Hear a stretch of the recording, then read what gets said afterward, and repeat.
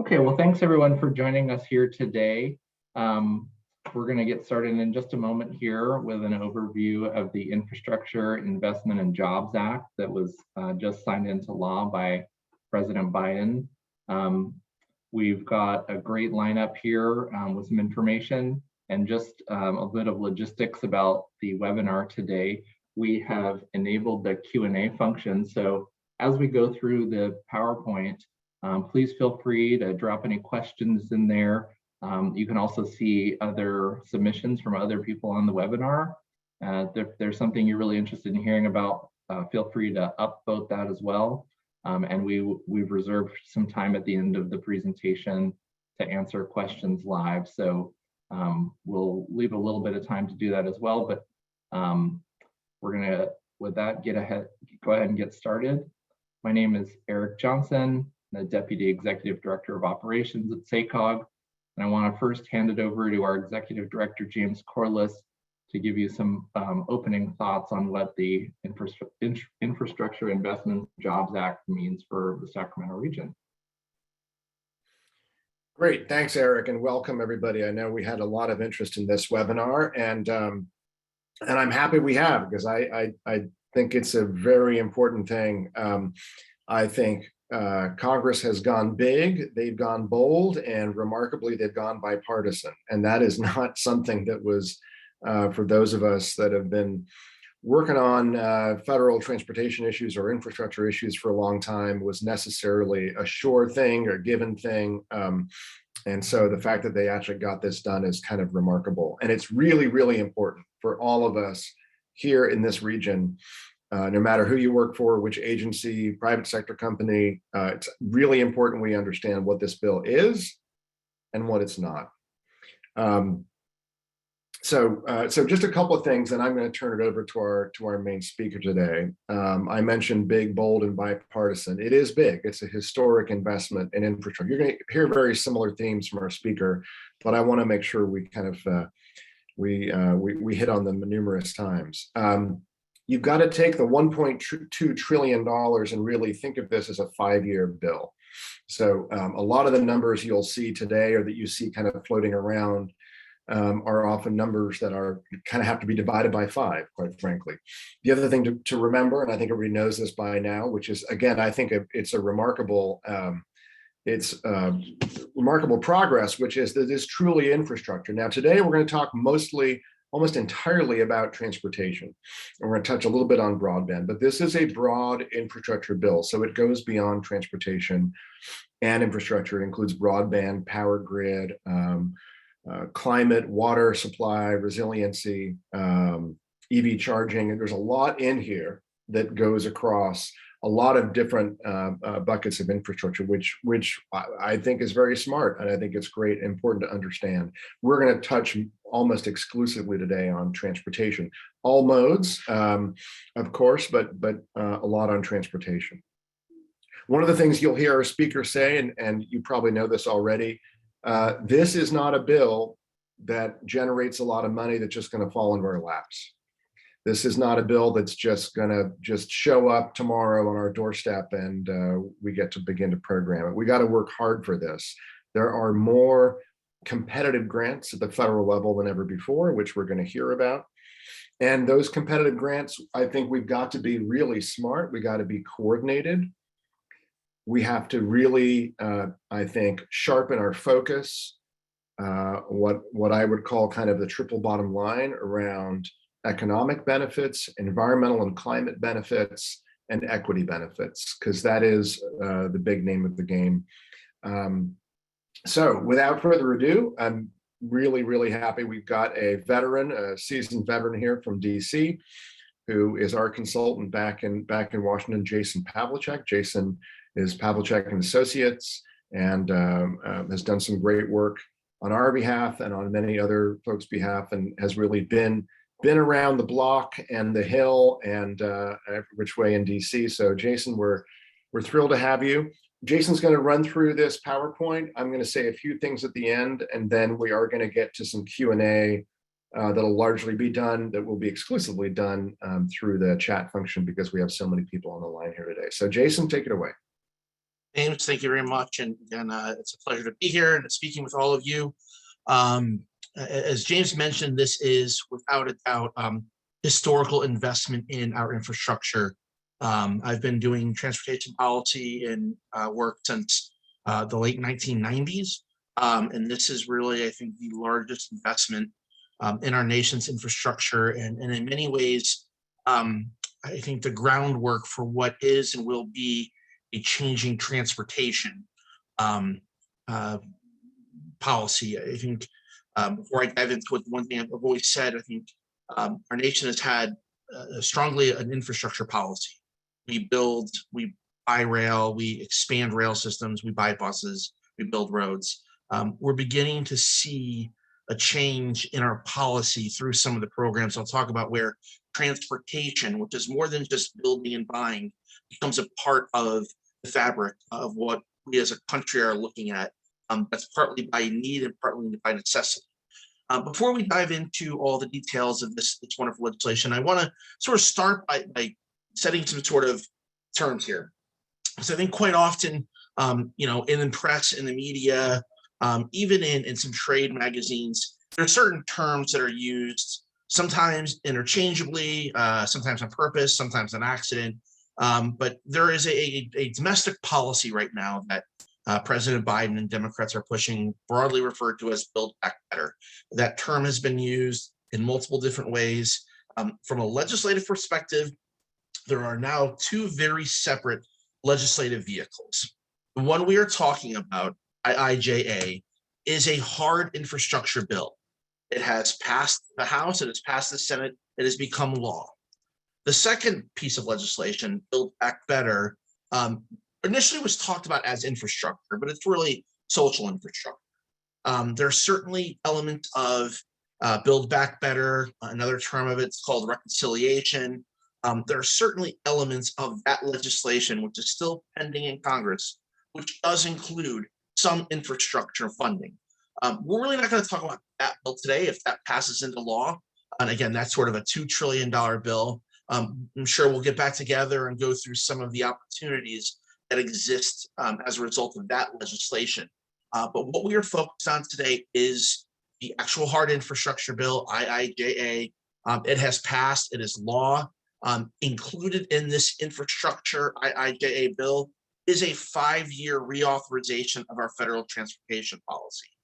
So that is something that we're going to focus on today, talk about the programs, the impact that it has on the region, on the state, and then more importantly, some of the opportunities that exist from both a local government, regional government, even the state government level.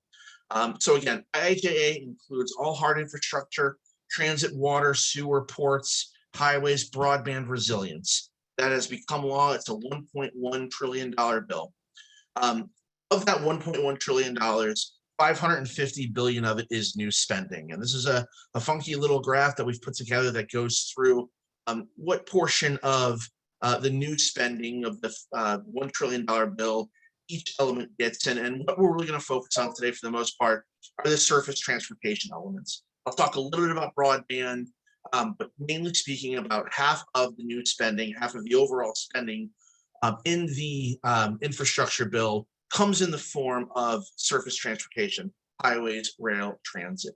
Just to give you a perspective in terms of how much new spending and how much new federal investment it is, I have a chart here that sort of shows that the different spending levels. The top chart is the spending that was provided over the 5-year bill in the FAST Act. The FAST Act was the last transportation bill passed into law in 2018, I believe it was. 2017, sorry. That was the 5-year bill. It expired at the end of fiscal year 2021, was extended for a year. The new Infrastructure Investment and Jobs Act, IIJA, replaces that legislation. You can see here, it is nearly a doubling of overall spending. We'll get into how that money is being allocated, but it is, again, a significant increase in federal investment in our highways, transit, and as you can tell, our rail system.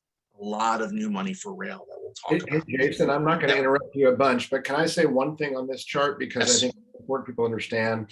We refer to these sort of commonly highways and transit. It's actually the highways title, which includes highways, streets, and roads, but also includes a lot of our air quality, a lot of our bicycle pedestrians. So it is pretty multimodal, even in the highway slice there. People are wondering, hey, where's all this emphasis on climate and resilience coming? And this emphasis on this big plus up in bicycle pedestrian funds. It's the highway title, which is like I think you'd agree, pretty multimodal. It's becoming much more multimodal. I think, especially with this bill, which we'll talk about, and maybe we should rephrase these from now on: Federal Highway Administration, Federal Transit Administration, because that's really how the money is divided. It's not like, to James's point, not all highways. It is all transit. It is all rail with FTA and with the rail money. But the Federal Highway Administration manages a lot of the active transportation programs, the CMAQ program, and some of the other new programs that we will be talking about today. Before I dive into this massive piece of legislation, 2,701 pages. The good news is members of Congress had about 6 hours before they had to vote on it. This bill passed in September. I'm still on my third read of this massive bill, and it's kind of like the gift that keeps on giving. You read 2,700 pages of legislative language. You're not going to get it all the first time. You go back through it a third and fourth time, you're like, oh, I didn't realize this, or that's an interesting change of entire federal transportation policy I didn't pick up the first time. But in other words, we're sort of personally three times through it. I can say pretty clearly there are very clear things that come out of this. There are huge funding increases, but it's a lot of that money is going to competitive grant programs. So the overall funding for highways, for example, nearly doubled.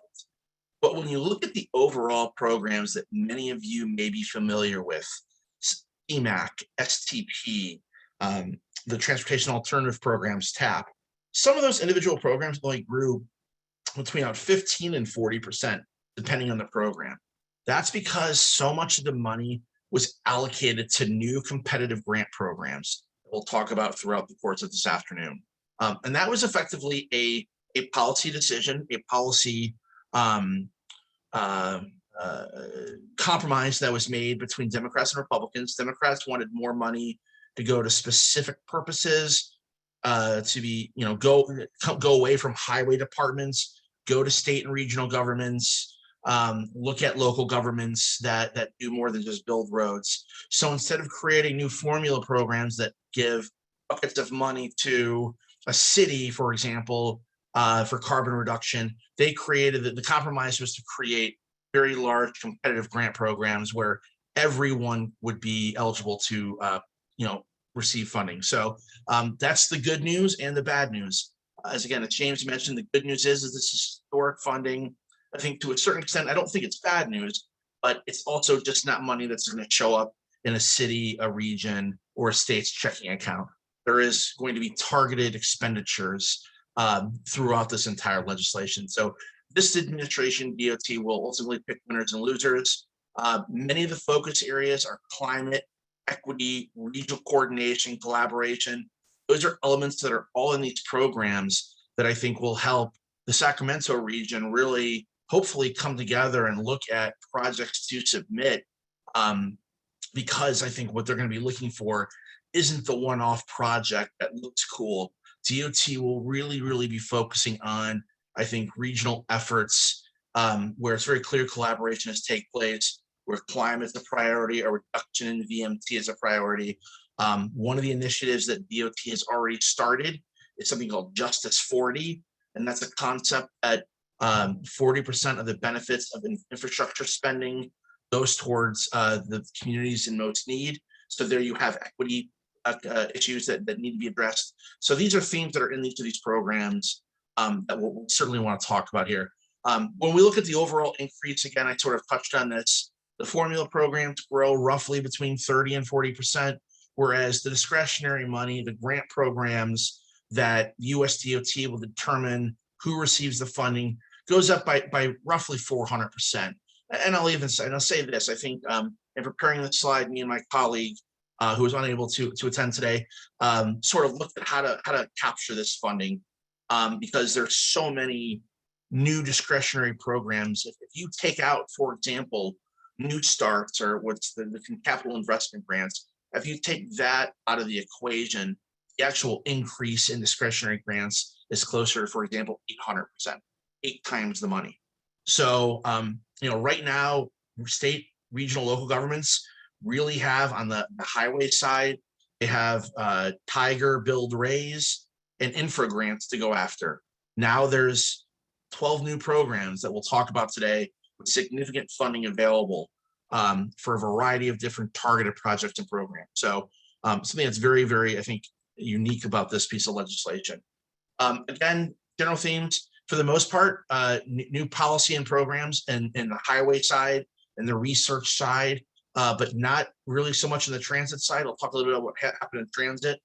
And again, a focus on climate equity, a lot of introduction of electrification in this legislation, a strong desire to see more electric cars, which requires, of course, the infrastructure to plug in cars and allow for vehicles, whether it's cargo or personal vehicles, to drive long distances. So there's a significant investment in the electrification of our system.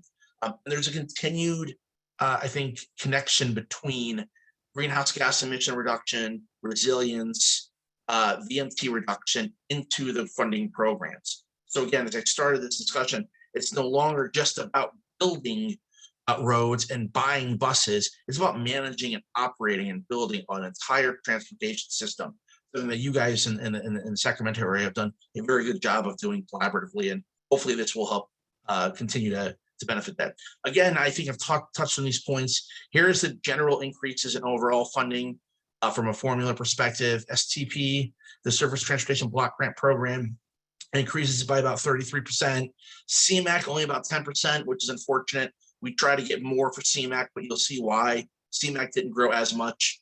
The Transportation Alternatives Program grew significantly, as did Metropolitan Planning and some of the other key core highway programs. On the same side, so too did formula programs. All the core urbanized programs grew by about 36%. One example for some of you transit nerds out there, the average urbanized area revenue mile equals to about 43 cents. For every revenue mile you put on the road, a bus receives 43 cents for every mile it operates, for lack of better words. That will likely increase to about 61 cents. So you're seeing, pretty significant increases in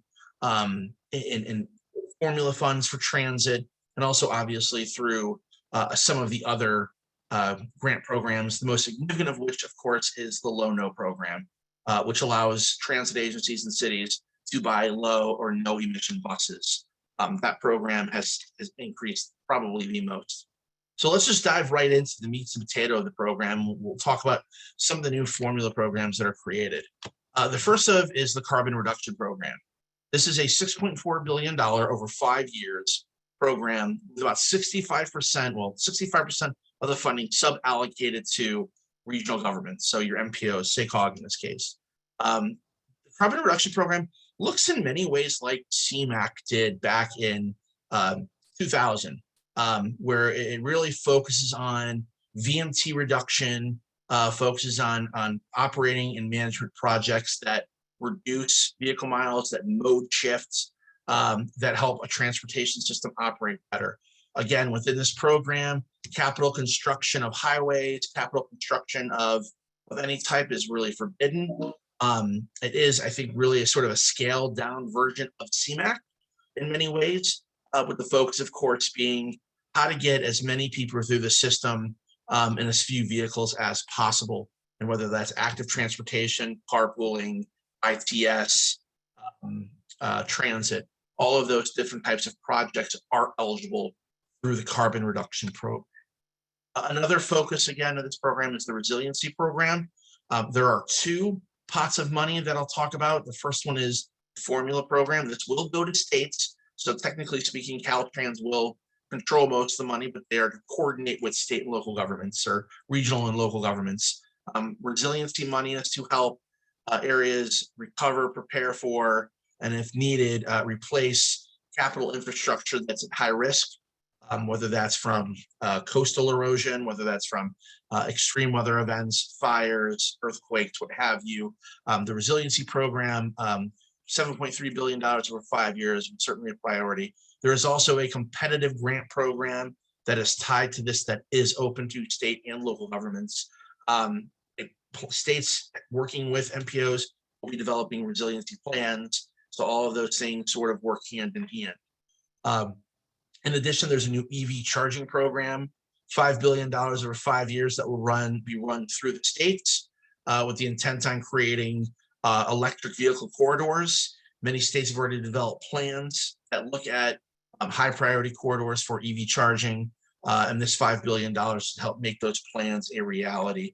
The final formula program, and this is a big one, is a $27.5 billion bridge program, which speaks for itself. It's to replace, restore, rehabilitate bridges that are impaired or fair condition, poor or fair condition. If you are lucky enough to have a region that has already fixed all of its bridges, states are allowed to sort of flex that money for other purposes. But I don't think there are any states yet that qualify and can say with a sober face that they have upgraded and updated all of their bridges. But there is sort of that carrot out there that, hey, if you do the right thing and make your bridges safe and restore them and have them in good condition, that money then becomes a little bit more flexible. So that's effectively the new formula programs. Again, not a whole lot, as you'll see here. Many of the funding programs, the funding that was allocated is going towards these new discretionary grant programs. Here's a look at them. This is most of them, and it's kind of funny. It's not all of them, but it is a vast majority of the larger ones. And we will go through many of them over the next 15 minutes here. I will simply say that I'm not going to go through the details of all of them. The information is in the slides that I believe will be public or available. And if you have any questions about any of these programs, we can certainly talk about them later. We're going to divide these programs up in, I think, sort of 2 or 3 different pockets. The first is what I'll call the large capital program grants. There are really 3, I think 4 if you include bridge, but 3 or 4 programs where the money is intended to look at major capital investments. So there is a mega projects program at $5 billion a year that is allocated for projects of regional and national significance. This isn't for replacing the interchange at I Street and 32nd. This is for the mega projects that will change a region's transportation system.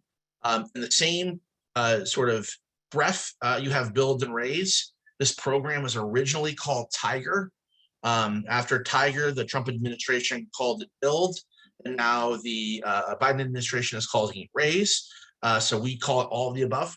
But this is for, again, larger projects of multimodal need. So rail, transit, highways, ITS, any sort of large, 10 to $50 million project falls into the Build, Tiger, Raise pot. This can be a little bit more regional, a little more localized in terms of importance. DOT will not be looking for, the national project to fund here. This is intended for highway and transit projects of local import. I will say Tiger, Build, and Raise have always been incredibly competitive. Usually for the last 10 years, there's been about $1 billion available through Tiger, Build, Raise. This increases that money quite significantly, but the need is out there. Generally speaking, when projects are submitted for Tiger, Build, and Raise, it's anywhere between 8 and 20 times the amount available to spend. So I mention that because the importance of putting together good projects is critical. And I think what is most important and what DOT will be looking for is to address the issues that we talked about: equity, carbon reduction, regional in nature. They're obviously looking for, regional collaboration. So they don't want city X in one region to apply for a project and then the city right next door to essentially apply for something very similar. DOT is going to be looking for that collaboration and making sure that the projects that are submitted sort of tackle more than just, one city's need. They're looking for sort of that regional answer. And I'll also say that I think this DOT will also be looking for multimodal and also multifaceted projects. There are only so many applications you can read about how expanding a road or redoing an interchange will, be awesome for a region. But projects that include multiple levels of address multiple levels. So you do the interchange, you build the sidewalks, you include smart streetlights along the corridor. Projects that include and address multiple things will be looked at a much higher level than the state or city that just submits a bridge project or road project. In a different way, we're in the holiday season, put ornaments on the tree when you're putting these together, and make sure that you're talking to all your neighbors and all your friends in the region when you're putting that tree together. The final sort of pot of money in this sort of what I'll call mega projects money is the infra projects. These are more freight related. Infra, the purpose of the infra program is to move freight, but it's also multimodal. And it's not to say that if you submit a project that it can only be freight focused. Obviously, if you're fixing an interchange that where there's a lot of truck traffic, there's obviously other elements of that project, whether it's pedestrian safety, whether it's vehicle access, what have you. But infra is really looking at freight movement as a core. But certainly, again, think about other ways to bring more ornaments onto that tree. Next program is, again, the bridge grants. This is pretty self-explanatory. It is to repair and restore and rehab bridges. It is a $12.5 billion program. Again, same sort of advice sticks. You can repave a bridge, but if you add different elements to that bridge, whether it's a sidewalk, whether it's ITS elements, those are things that DOT are going to be looking for to make projects sort of stand out. The next pot of money really gets to innovation. Innovation is one of the things that I think for the first time really in a long time, we're seeing real money being allocated to innovation. There certainly was a push for more, but there are 2 and really 3 programs that are dedicated to helping regions create innovative transportation solutions. SMART Grants is based upon the Smart Cities program that USDOT held several years ago that Columbus won. This is a $500 million program, $100 million a year, to help create 4 or 5 new smart cities every year. On top of that, there's a congestion relief program. This is a $250 million pot of money that is only available to regions with populations of 1 million or higher. The one thing I'll say about this program is that a city in a metropolitan region of 1 million or more can apply. So if city X is in the greater Sacramento MSA, that city may only have a population of 34,000, but because the region is over 1 million, the city can apply. But again, I will tell you that this program was explicitly designed to create regional transportation and solutions, and with a strong focus on ITS and PDM. So, City X wanted to do a street light redo and put in smart street lights. Sure, that'll look good, but not as good as an entire regional plan of light synchronization. So something to think in mind, again, coordinating with your fellow cities and counties, what have you. And that's $750 million. I'll also add something that we didn't put on here, but was reauthorized, was the ATC MTD grant program. This was a program out of the Office of Research that is $60 million a year. So quick math is that's another $300 million of money that is aimed to go to the same basic series and sets of programs. And that is bill as well. Another, I think, element of this program, this legislation that is out there is its dedication to active transportation. As I mentioned earlier, TAP increased significantly. There is $5 billion in Safe Streets money, and this is specifically designed for regions that have Vision Zero plans to help fund those programs and projects. I don't think it's much more than that. It speaks for itself, but as a region, if you have a Vision Zero policy and a plan, this money is discretionary and competitive money to help fulfill the promise of those plans. As I mentioned as well, we have the Protect grants. Those are resiliency grants, $1.4 billion. Those will be eligible and open for competitive grants, both cities, regional governments, as well as states. for everything from moving a capital facility, repairing one, making repairs so that it's less vulnerable. All of those things are eligible within this program itself. We do have a $2 billion pot of money for rural grants. These are for $30 million or higher projects. I will say there is a small amount of money that is within this $2 billion that allows for rural governments to use funding for active transportation, transit, and other programs. But again, this is designed to create rural access. $2.5 billion for EV charging. It speaks to itself. Let's add some charging stations around key corridors, and that money's available. And then the final sort of new large program is the Reconnecting Communities program.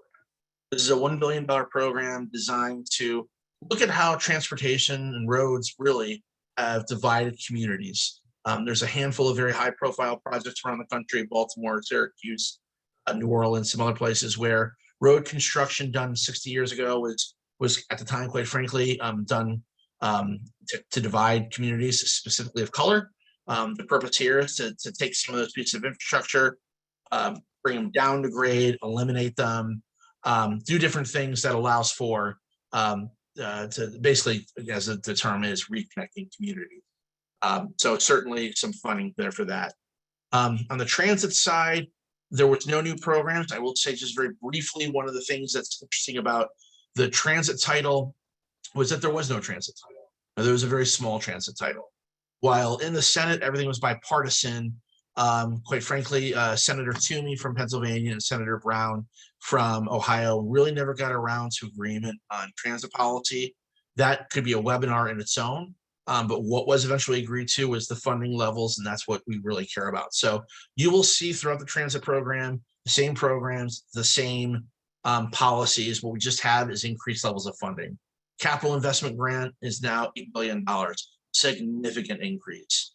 Data good repair money, $4.75 billion of new state of good repair money to repair grants. And the biggest one, obviously, is the Low-No program. We're not fighting for $50 million anymore. This is a $5.6 billion program to fund and replace old diesel buses with low or no emission buses. So that, I think, is the biggest element in the transit portion. One other thing we'll talk about here in terms of new programs is broadband funding. Many of you care about it. It's becoming an ever growing part of the discussion, even in the transportation world.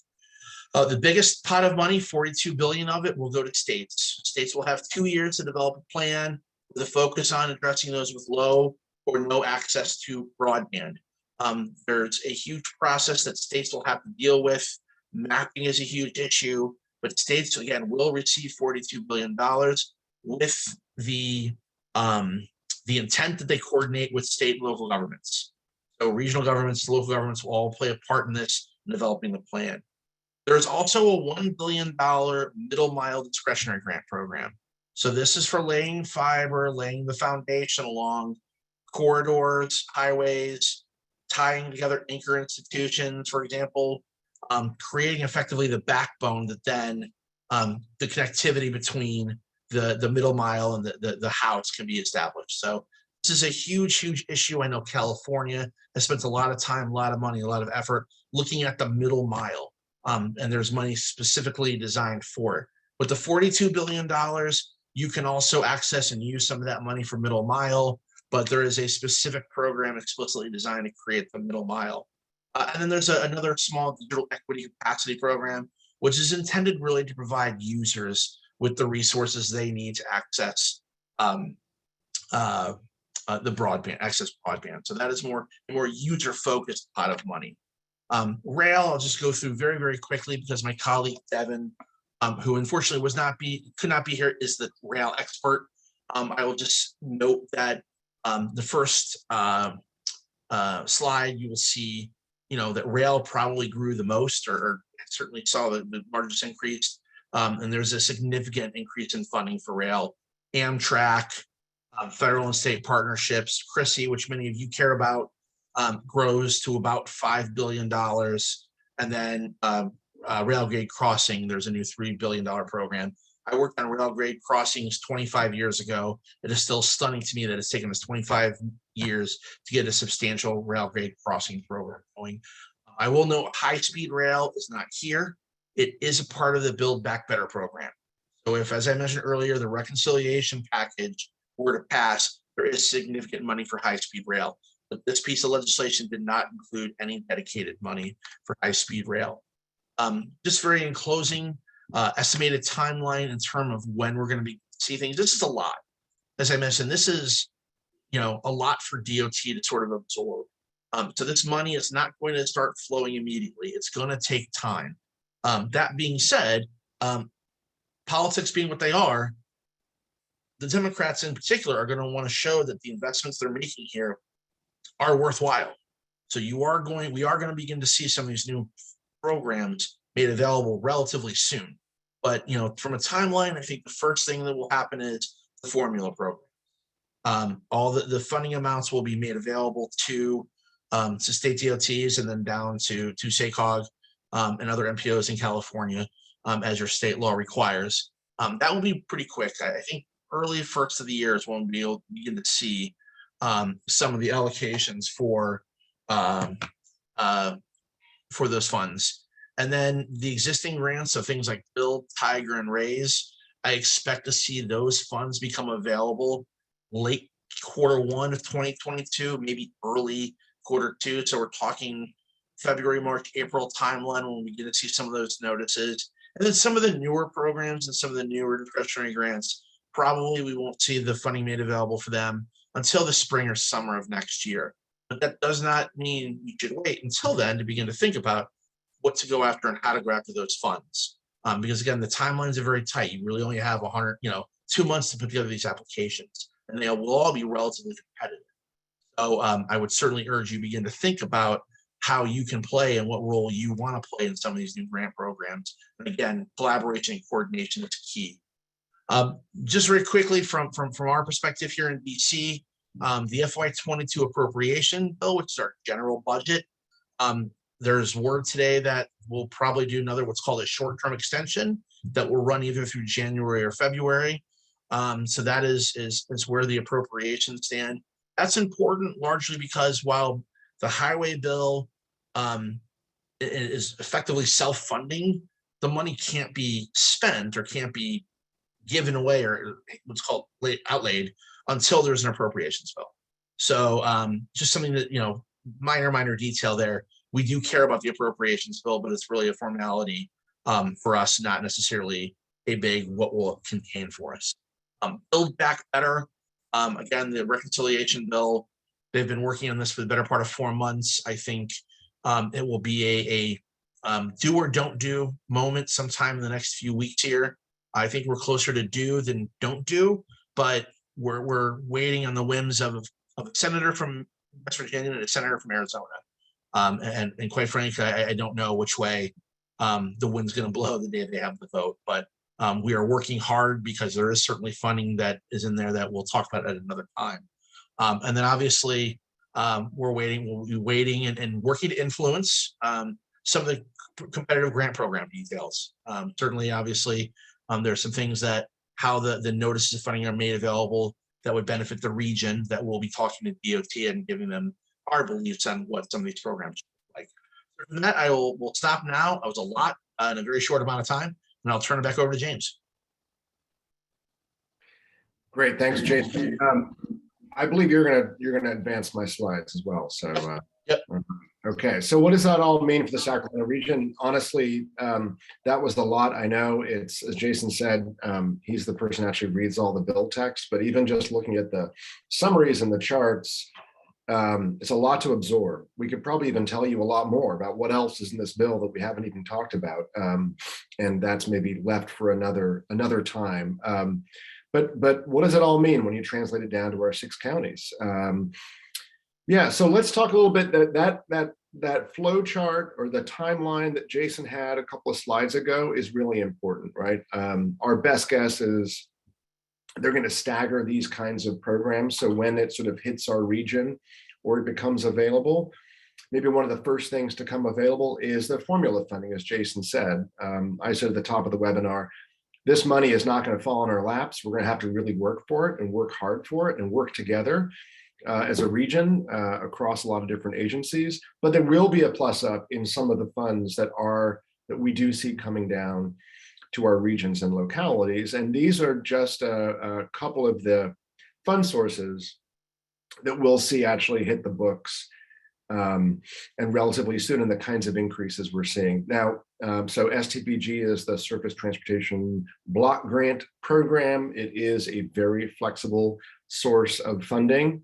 It's a good one. If you've ever touched federal funds, you typically want this kind of funding because it's so flexible. So a 16% increase. You'll notice these are regional increases. They're not quite as big as the big percentages we showed you earlier, partly because some of this goes to the state. Even though we have sub-allocation in California, some of it stops at the state level and goes to Caltrans. So that then comes into just the need for all of us to work with Caltrans in District 3 and to go for some of the state competitive grant programs as well. CMAQ is a lot of our air quality funding. You see a 10% plus up there. And finally, ATP active transportation. This is bicycle, pedestrian, trails. This is a big deal. That's actually an even bigger plus up nationally, a bigger plus up for California. Again, these are the funds and the increases that actually get down to us kind of guaranteed in our region. But that plus up both here regionally, but also at the state level is a big deal.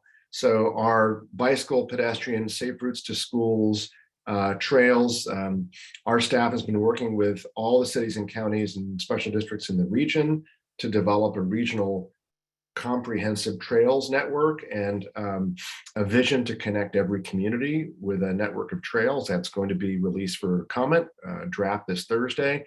That's really important. We're going to see more and more, I believe, federal funding for regional trail networks. Some people call them bicycle highway networks. We're going to look, the state and the feds looking for pilot regions, and we want us to be a pilot region. We want us to be front of the line. Okay, so what's next? So that last slide I showed you, STP, block grant, CMAQ, that will all flow through, at least for the 4 counties, and it'll flow through as well for Placer and El Dorado through our partners PCTPA and EDCTC. That money will begin to show up in our funding allocations, our regional funding rounds, 4 counties for SACOG and our 2 partners. You'll hear more if you're our partner here in the region locally and you know about the 4 county funding round. You'll hear more about that again on actually this Thursday at our transportation committee. And next year in 2022, we'll begin to stand up these programs with some of those plus ups. Program implement, there's a lot of new programs to implement. There's some new programs that are coming to us by formula, like the carbon reduction program. So stay tuned for some of those programs.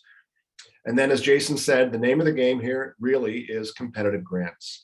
And what we aim to play a very central role in the region to make sure that we are putting our best foot forward on these competitive grants. There are so many opportunities, but we have to be coordinated. We have to write really good applications. We have to tell our story. We have to tell our regional story. Yes, it's important to go to DC if you're part of the Cap to Cap trip that I hope will be in person in late April and early May of 22. That's a great opportunity, but it does not, that in and of itself, right, plus an application does not a winning grant make. We have to have constant communication. We have to invite members of Congress and USDOT and federal officials out here to our region. We're really going to have to step this up. And one of my pleas among many is for us to be not just coordinated. What I think what the feds don't want to see is similar applications coming in from different agencies, none of which actually are talking to each other, right? Well, this looks like a Safe Streets proposal from your next jurisdiction over. That's a no-no. So we want to have our ducks in a row. We want to have our story. We want to have our narrative. We want to have our partners. We want to have our disadvantaged communities we're working with and showing support. So just to end on this, and we've got a few minutes to do some Q&A if we have some in the chat still. The big themes here, I mentioned the triple bottom line up front: economy, environment in terms of climate, both mitigation, reducing greenhouse gas and carbon emissions. That means everything from transit and active modes, but it also means looking at some mobility hubs, the ability to do electric vehicles, to change our flexible fleets and micro transit over to zero emission. Big emphasis on safety. You saw that Safe Streets program. I believe, again, these are not going to be, it'll be a separate program, but what's our equity story? Are those safe streets in disadvantaged communities? Have they been underinvested in for a long time? Can we work with community-based organizations and tell those stories? Can we show data, right? Is it multimodal? Is it comprehensive across multiple jurisdictions? Those are the kinds of things that we believe will kind of win the day. And then innovation, right? I mentioned mobility hubs and clean vehicles, but micro transit, data, ITS, right? Putting all this stuff together and packaging it and showing that we are a region that actually is in the forefront of innovation and creative problem solving, because frankly, we have no other choice. So that's my pitch to end this webinar. It's not going to be easy, but I believe we have to kind of shoot high, aim high, shoot for the stars.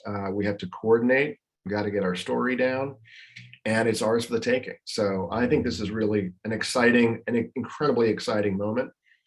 Obviously, if that second piece of legislation, as Jason said, the Build Back Better Act does get adopted, we'll come back in the right time and give you all an update on that as well, because there's a lot of opportunities in that, as Jason mentioned. So with that, really happy to have everybody joining us and have such a good turnout here this afternoon. Eric, back to you. Yeah. Well, thanks, Jason and James. We've got 8 questions in the chat, lots of great questions. And so I will start throwing those to James and Jason. As I do that, if there's questions on your mind, feel free to drop those into the Q&A at the bottom of your screen. There's also a couple that I answered while we were going along in writing. So first question to kind of kick things off, let's talk about interregional cooperation. So there's some interest in some reference to the mega region that SACOG has with San Joaquin County and MTC to the west. Where are the opportunities that either of you see for competitive grants to fund some of these big rail projects? Is there more opportunity? What advice would you give to project sponsors? Looks like you're going. I'll start. I'm trying to go through the programs as quickly as I can, but honestly, I think the interagency collaboration is great. I think the program that really would look at the best is the mega projects. I think if when you've got this so many competitive programs here. This mega projects program, this $5 billion pot of money. I think if there's a rail project, any type of project that is regional in nature, I think if you've got some collaboration between yourselves, MTC or any of the other regional bodies there, I think that is something that would make a very good project. Now, obviously, those regions may have their own mega projects, and within those regions, you have many, many other jurisdictions. But I do think that a project that involves that larger regional emphasis is what this program is really emphasized for. Build, tiger, raise, another level down, I think. But in terms of mega projects, if there were a project out there that, all of you sort of agreed that, yes, this is a priority, my feeling is that's the pot of money you would go after. Yeah, thanks, Jason. A couple of things. One is, I'm really happy that a number of our board members, including our former chair Lucas Frerichs last year, really restarted our mega region working group, as Eric mentioned, with the Bay Area MTC and San Joaquin County, because frankly, we need to be anticipating things like this infrastructure bill so we can be ready. And I think we are well on our way to being ready. And we can certainly answer folks offline as well with more specifics. But as Jason said, there's a lot of opportunity for passenger rail. Was one of the major plus ups in this bill. And obviously that was because President Biden came into the White House with this as one of his major priorities. So on passenger rail, I just want to make sure everybody understands here, because sometimes we leave this to the really, really great people, our partners, the Capital Corridor and the ACE and the San Joaquins and the Valley Rail Commission. They're wonderful, and they're going to be all over these grants. Federal State Partnership, CRISI, Great Crossing Elimination, right? Huge opportunities to expand passenger rail service. It is coming. ACE and San Joaquins are coming to Sacramento, to downtown, midtown. We have a North Sacramento station in disadvantaged communities. Community in North Sac. We have a Elkhorn Boulevard station for the airport. But now we're working with Butte County to look at extending that service further north to Yuba Sutter, maybe to Oroville, maybe to Chico. Every station is an opportunity. We should not just think of this as, hey, that's our partner coming in and giving us rail service or expanded rail service or more frequent rail service. It's a chance for mobility hub. It's a chance for public-private partnerships around transit-oriented development, right? So the Sac Valley Station ought to be our signature, right, hub in this entire Northern California region, which it is going to be. We've already got those plans in place, and now we need to go after some of those funds. So the rail grants are important, and just on the mega region too, because Jason, you mentioned that. You know, I would say back to the sort of no more silos. And I think we're well on our way here in this region, but we cannot think about highway corridors as just highway investments, right? We've got, if those are infra grants, those are freight grants. Where's our clean trucking and our clean fuels for freight, right? Where's the multimodal aspects of this? So where's the express bus, or where's the express lane, the toll lane that's going to run van pools and express bus down those toll lanes? This is the way we have to be thinking, and putting those things forward to be competitive. I would just close, James, there, and I use this analogy with you. Too often we've used federal transportation discretionary programs to buy pieces of the puzzle. There is enough money in this bill from a discretionary standpoint that I do not believe DOT is going to be looking to give any one region, any one stakeholder money to buy a piece of the puzzle. They're looking for regions, they're looking for projects that put the pieces together. I think it's incredibly important here. It would not shock me to see some of these programs get tied together in one notice, i.e. you're going to see several of these programs made available at the same time, and a series of projects may receive a little bit from this pot, a little bit from that pot, a little bit from this pot, in order to put a whole piece of the puzzle together. I think that to me is what this bill represents, what the intent is, and what this administration wants to do with it.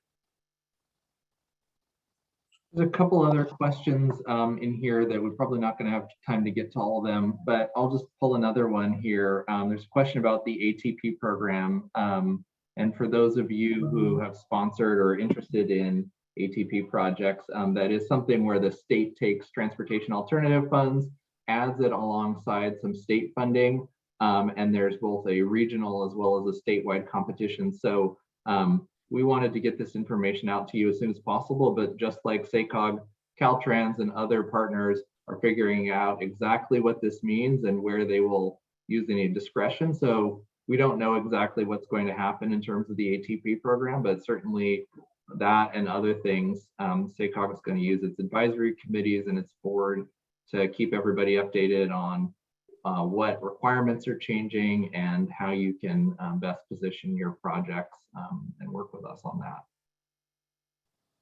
that. Another question to throw at you guys is the Department of Labor and the state. There's an issue that's ongoing about pension rules.